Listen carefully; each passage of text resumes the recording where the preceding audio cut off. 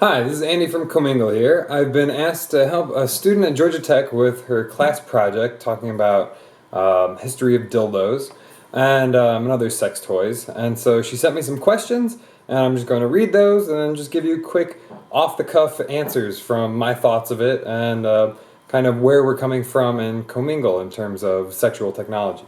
So her first question says, the products created by Comingle seem to be revolutionizing the sex toy industry. In what ways specifically do you see your products as innovative? She asks, is it customizability? The software library we wrote OS Sex. Is it DIY stuff? Is it sensory input? I would say overall, the main thing that we're trying to kind of revolutionize in the sex toy industry is really just trying to bring back individuals' agency to make their own custom crafted sex toys however they want, however they see fit. Because making sex toys is not a new thing at all. People have been, ever since you could make something that kind of looks like a dong, people have been making things that kind of look like dongs and putting them in places. So that's not a new thing at all. What is kind of new though is since the Industrial Revolution, we've been able to kind of mass produce fun toys that can do unique new things using electromechanical stuff so they can vibrate. Before it was very hard to make a thing vibrate at a very high speed, and there's these rumors people have that Cleopatra had a dildo full of bees and it used the buzzing from the bees to make it vibrate. And this seems very silly as a sex toy maker and a beekeeper, but you have ideas like this out in the world. But so from industrial kind of tech, we could give our sex toys these new abilities like vibrate, pulse, do all kinds of these fun sensations, even electrostimulate you. But the trade-off with that has been, in order to get these cool new powers, we've had to rely on industrial technology, and that makes things very similar. You get this homogeneous group. All dildos look like this. Fake penises look like this now. And so what we're trying to do is bring back the full customizability of your sexual experience with this new technology. So DIY and figuring out ways that people can make their own sex toys themselves is the crucial part of Comingle in general. And then to explain kind of the other things that we're innovating with, I think it would be helpful to give you kind of an idea of what I see as the general trajectories and trends that have been occurring in sex toys kind of as of recently. So in the 20th century, you had this industrialized sex tech. We can get a bunch of fake dicks that vibrate in fun ways with weird shapes, relatively cheaply and relatively easily. They became ubiquitous. So that's kind of the first stage of this kind of new modern sex tech. After that, there became kind of this trend led by places like Lilo and Jimmy Jane of adding really nice industrial design to the sex toys. So no longer were the sex toys just supposed to be replications of, oh, this thing kind of looks like a cock because it's supposed to replace a cock, right? But instead you can have these cool ergonomic forms of things for people who wanted to put stuff in their places that maybe don't look exactly like a cock, or have different shapes that help reach them in different cool ways. So there you get this kind of revolution in industrial design, which is kind of really nice. And that kind of coincides with kind of this trend towards sex positivity with regard to sex toys in general. So you go from seeing your average sex toy shop as this traditionally dank, creepy place with all these sexy posters of sexy ladies everywhere, and kind of this skeezy vibe, to places like in San Francisco, there's Good Vibrations, which has a whole different vibe. It's trying to show you sex toys as this very positive, empowering thing, and they give workshops on how to use them, and it's much more of a community-focused, happy thing where it's just trying to show you how to use technology to improve your own life, and not necessarily like trying to like help you hide from these like deep internal kinks that you need to be ashamed of, and so we're going to help hold a cloak over you while you sneak inside, but instead helping people embrace this and helping people embrace their weird sexual diversity. So those are two trends that start coming in maybe like the early 2000s. You get really nice industrial design of sex toys, and you get this trend towards like sexual positivity, not gross kinkiness, but awesome fun kinkiness.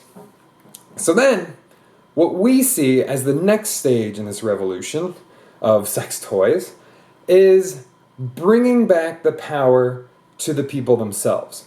And I think the very next step is in interaction design. So you go from industrial design, making really cool forms in ways that people haven't experienced before, to now interaction design. So no longer now that we have digital things and we have physical computing and sensors and things like Arduino, are making things a lot easier to take in input and then also give out output. You can start having people rapidly try out new different things.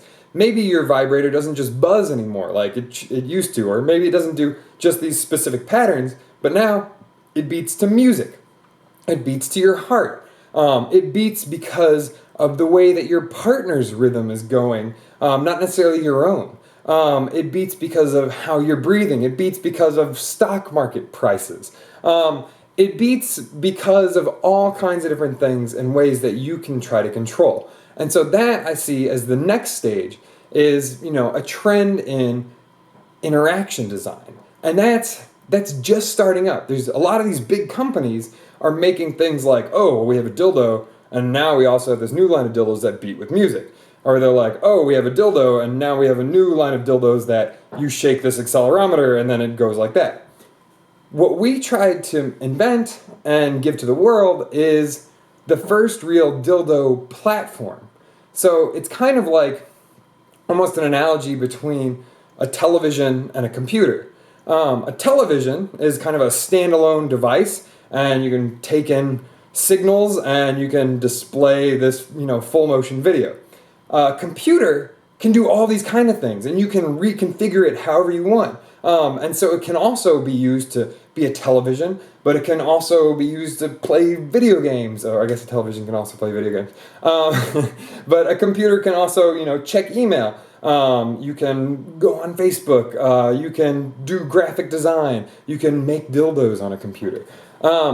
So we're trying to give something that's like a computer. It's a platform for investigating all of these sex toy design. And that's a thing that really hasn't existed that much as a fully fleshed out concept. And so that's the main thing we're trying to give you now. And so you have industrialization of sex toys. Then you have cool new trends in industrial design. Next, we see this cool new trends in interaction design. Awesome new ways to play with the toys and your partner. And then after that, I think the real thing that'll really kind of help people embrace sex tech is the final thing that we see, which is DIY. So doing it yourself, making it yourself. That's the real final next phase I see after all this interaction design. Having things where people can fully customize whatever their experience is, whatever their shapes are, letting people build their own toys from the ground up in really fun, easy ways. Okay, so question 2, and there's only 4 of these questions total, and I got a lot of it out in that first one. So she asks, for the non-techies, what is open source software, and how is it a unique, important part of the mod? And she asks if we consider open source software important. Yes, we totally consider open source software important, and we totally consider open everything important, so open hardware. Every part of our designs that we make at Comingle is published fully open and documented fully open and given like Creative Commons share-alike licenses. And this is super important for many reasons. First, just continuing what I was talking about earlier, kind of trying to lead this revolution in DIY sex tech, if we go and patent everything, then we don't have then that limits you from being able to make whatever you want. And so this is a thing that as we explore weird things about patent law, you're not, patents, a lot of people think are just about having a monopoly. I'm the only person who can sell this amazing idea that I came up with all on my own. Like, as if anyone actually comes up with an idea on their own and is not just synthesizing other ideas. But so that's the patent person. And so there's the idea that they have this monopoly and nobody else can sell this thing. But really the scary thing is patents are much more than that. Patents are really the right to exclude anyone from even being able to use these things, to make these things, even if it's for themselves, even if it's for their own use. So you can't even make things, you technically can't make something that's patented by yourself, even if you're just going to be putting it in your own butt and not selling it to somebody else to put in their butt. And so we want to make sure that people have the power to take charge of their own sexuality. Because there's a lot of people who, toys are fun. But there's other people who maybe they need to rely on these toys. Maybe they have some difficulties achieving orgasm without these toys.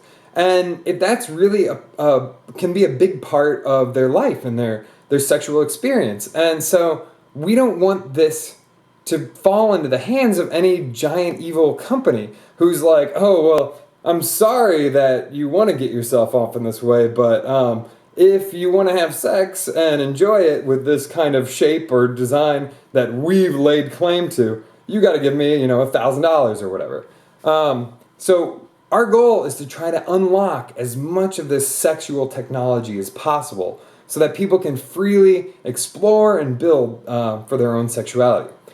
It's also important, a little bit as I mentioned, for just open source in terms of sex toys. It's also important for accessibility reasons. So if you have some sort of difficulty or impairment or something that's preventing you from being able to use a device in a certain way, by us sharing freely and openly exactly how we make, how we design it, how we program all the sex toys, that gives you a better idea of how to hack it. So if you need to add an extension, or if you want to build one but things are spread out longer, or they're wider, or they're different, because that's the key thing. Everybody is really diverse in terms of their bodies, in terms of what things they want, what things get them off, what things make them happy, and what things feel like, ugh, no way. And so if we stick with this industrialized patent model where you end up having one big weird patent covers everything, and we're just going to we're the only one who can produce this, and everybody's fake cock looks like this. Maybe some people want fake cocks that look like this, or like this, or a whole fist, or something like that. So we want to give you guys the freedom, you all the freedom. And so that's an important part. Another part is kind of about material safety. So sex toys are an unregulated industry. There's no FDA that oversees weird shaped things that you can put in your butt, unless they're for medical use. And so no sex toys build themselves as medical use, because then you end up in this kind of FDA headache. So instead, you can see them often as novelty purposes, or they're just billed as sex toys. And so there's no oversight in terms of what materials actually go in these.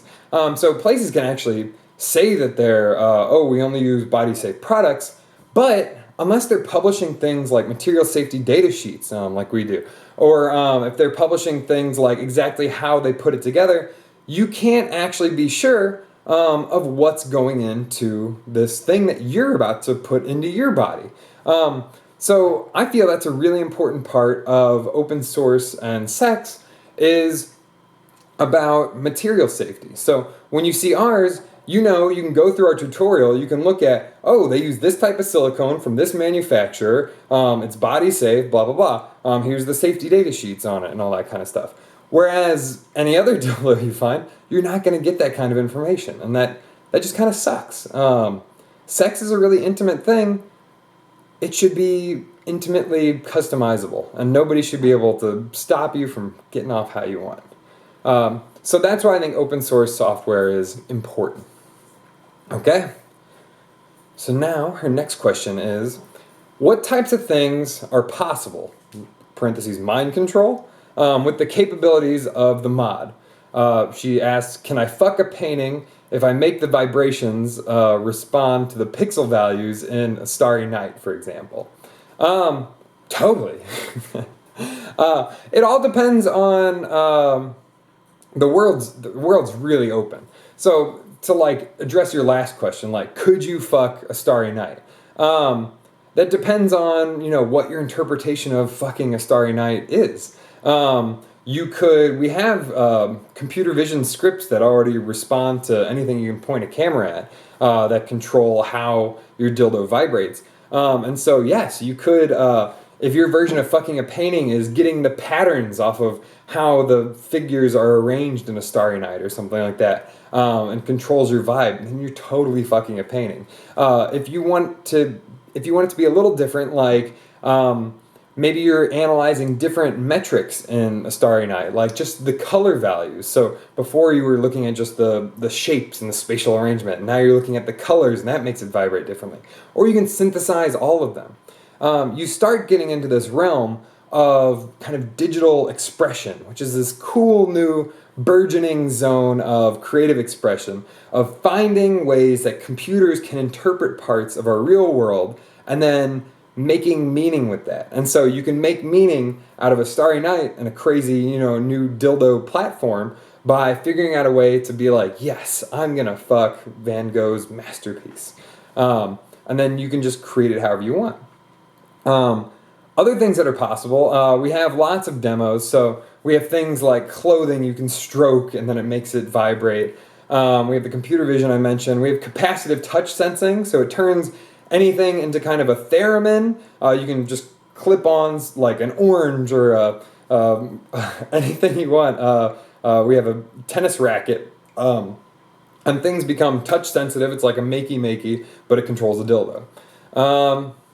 What else? A whole bunch of things. We have this Muse EEG headband that is supposed to be able to read your concentration and your focus. And so then we can take that metric, which gets sent over Bluetooth, parse it, and then it controls the dildo buzzing and based on your own concentration. So you can almost make these games with yourself where you're like, I can only get off if I'm very calm. But then I have this dildo in me that's making me excited. So you get these cool levels of feedback in ways that wouldn't be possible before you have a fun sex toy platform like this. What other things are possible? Let's see. I'm just going to go on to the next question real quick. But we have a whole list of lots of different sensors and actuators you can hook up to your sex toy, and it's super fun. You can hook up video game controllers to it. So we're just going to see a lot of, our goal is to get this platform out there and to let people just start playing with it and having fun with it. So, okay, number 4, they ask, where do I see the sex toy industry headed? Okay. And she asked, what's the potential for future innovation? So, like I was saying earlier in the first question, the way that I see the history of sex toys is the beginning, people making stuff out of objects and weird shapes that feels good. So, you put a hole in a watermelon, you put your dick in a watermelon. You make a weird little clay thing that's kind of shaped like a dong and you put it in your butt. So different things like that people have been making since before history. Then this cool new revolution comes, so this kind of like first wave of sex tech with industrial technology, where we can start having these ultra superpowers inside of our dildos and vibrators and cock rings and things like that, where we have things like vibrating motors and electromechanical systems, so we can get these kind of motions and fun things. Then I see the next stage as this new innovations in really good industrial design and taking sex toys out of this this realm of somewhat skeezy but really just like replication of body parts into kind of taking them in this modern way of being their own thing, their own shapes, and having these beautiful objects of pleasure and art. So then you have this industrial design. Then what you start getting, and this is happening right now, is in interaction design, and that's where the sex toy industry is headed right now. It's about finding cool new ways of interaction design and interacting with you and your partner or partners or online artificially intelligent partners, all kinds of different things. But it's interaction design. Then I see the real potential for future innovation is finding ways for people to share and innovate on their own and building this community so that we're not reliant on a big company issuing out, here is the dildo of 2015. This is what your sex will be like in 2015. And instead, being like, what is the sex I want in 2015? And what are the resources I can get for getting there? So that's my thoughts. Hope you have a good time and hope the class goes well. Thank you very much.